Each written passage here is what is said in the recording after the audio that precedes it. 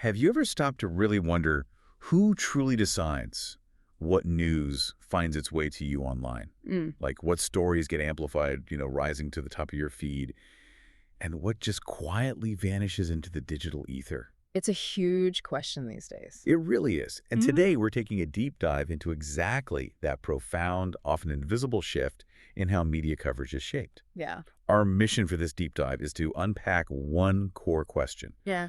Who really controls the news we see? And we're doing this all through the lens of the fascinating sources provided on the rise of algorithmic gatekeepers. Right. And it's important to set the stage because, for decades, media coverage was quite literally shaped by visible editors, Okay. dedicated journalists, actual newsroom decisions. Think about it.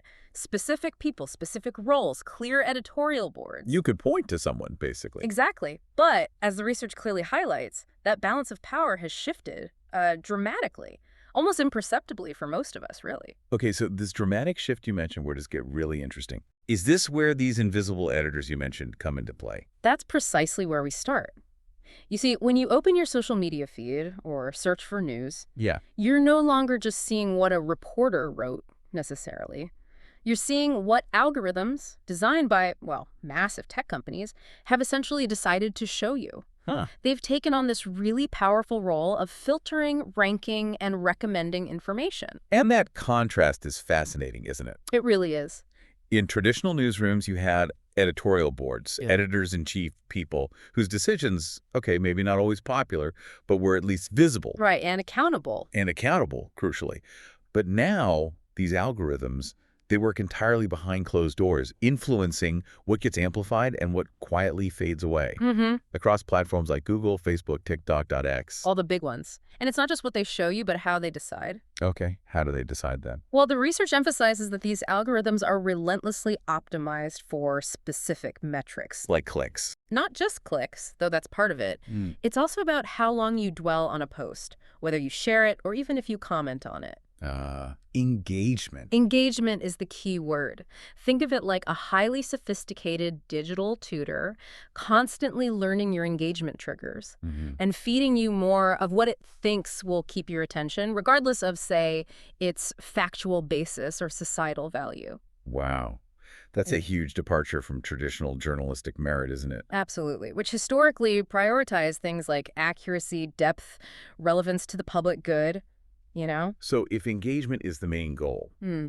does that open the door to something more insidious? Well, yeah, Like, does it inadvertently give misinformation a huge advantage? absolutely. What the research clearly shows is that misinformation often thrives precisely because it is emotionally charged. Right, it gets a reaction. Exactly. It's often designed to provoke a reaction, making it incredibly easy for these systems, which are just looking for engagement signals, to amplify it. And this optimization leads directly to some pretty significant risks, particularly what's known as algorithmic bias. Algorithmic bias. Explain that a bit. Sure.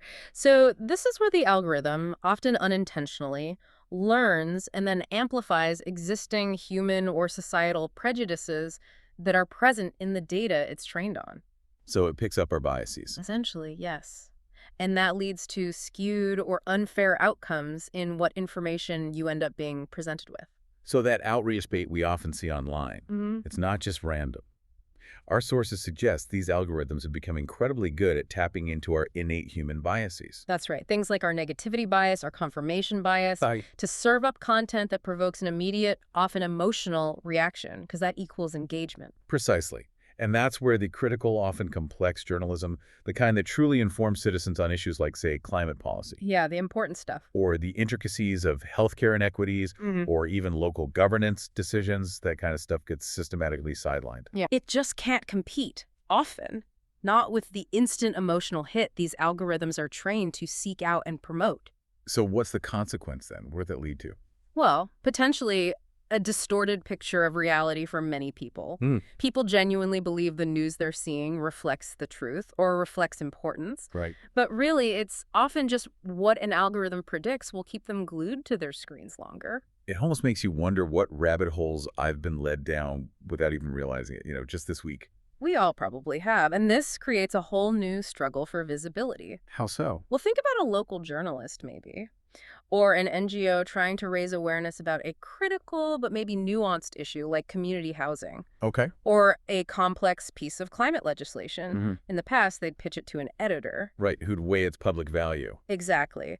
The editor would make a judgment call based on journalistic principles. And now. Now, our sources highlight that if their meticulously researched, undeniably newsworthy story doesn't somehow trigger instant engagement. If it's not flashy enough or controversial enough. Uh-huh.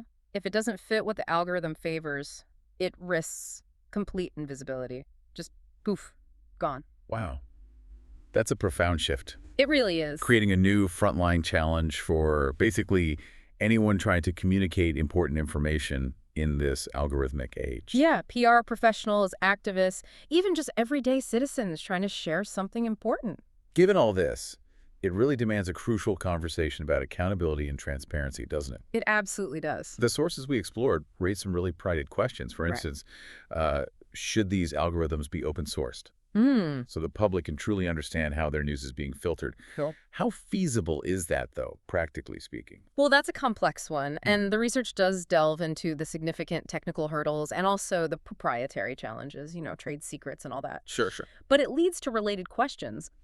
Should regulators maybe step in? Should they compel platforms to provide, say, equal visibility for verified journalism? Instead of just what gets clicks. Right, rather than just optimizing purely for engagement metrics. Huh. And then there's the idea of alternatives. Could decentralized platforms actually give audiences more control? Shifting power back to the individual user. Potentially, yeah. Allowing you more say over what you consume. So ultimately, what this research makes crystal clear is that these aren't just like technical questions for Silicon Valley geeks. Oh, not at all. Exactly. They go to the very heart of democracy itself. Oh, so? Because if the very media coverage, the information that shapes public opinion, that can even influence elections. Yeah. If that's increasingly shaped by invisible code, then something as seemingly small as like a line of algorithmic logic can have profound, even global consequences. It's staggering when you put it like that. It is. So to recap our deep dive today, we've explored how algorithms have quietly, but wow, powerfully become the new invisible editors of our information landscape. They're shaping what we see, what we know, Yeah. maybe even what we believe. And the profound implications of this shift for how we perceive reality and form our opinions are just, well, they're immense. Absolutely. Which really raises an important question for you, our listener. So what does this all mean for your daily information diet? How can you navigate a world where unseen code influences what you know? Yeah, what steps might you take? What steps might you take to ensure you're getting a truly well-informed view of the world? Keep questioning, keep exploring, Keep digging deeper. and keep digging deeper into the powerful, often unseen forces shaping our world.